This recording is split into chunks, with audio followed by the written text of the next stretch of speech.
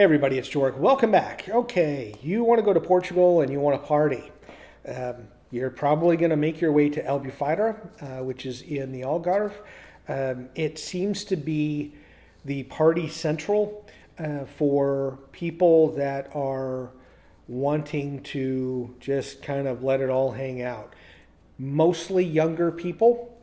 And I'm putting this up here because just recently, in like successive months, a couple of people died while it appears, I'm not sure what the full report's going to say, but in both cases, probably inebriated, high levels of drinking. One person fell down a lot of steps and apparently died from that. Don't know about this other situation. But Albufeira is a place that is known in the UK. It seems to be a lot of people from the UK go there, and that's the place to party. It's a short flight, easy getaway, as well as different parts of Europe.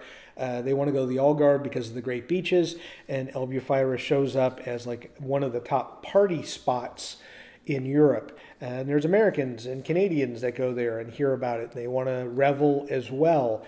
So it's gotten kind of an interesting reputation. A couple of years ago, there were some naked people that were partying, and based upon how the bar is, it's basically right off the street. So people and kids walking by can see what's going on. And Albufeira has implemented something I think takes place next month where there's some requirements to keep covered, including just having a swimsuit isn't good enough anymore.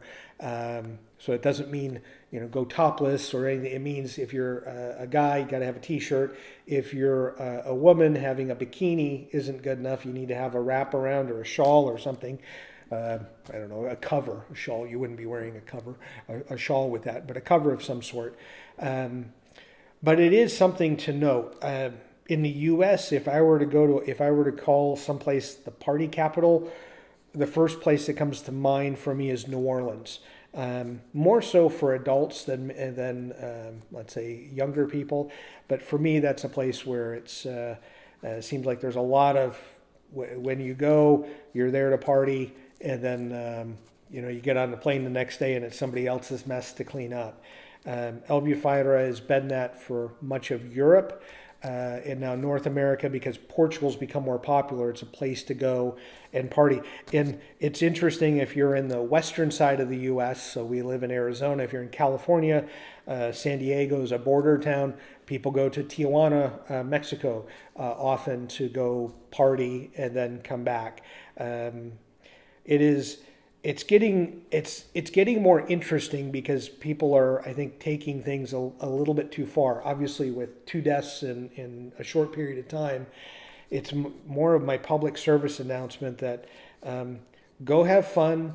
I don't think I've yet, in 5 years of Portugal and, I don't know, a dozen trips back and forth to Portugal, I haven't had anybody cut me off. Of course, I'm not one that's going to be drinking till 2 a.m. and slobbering and slurring my words.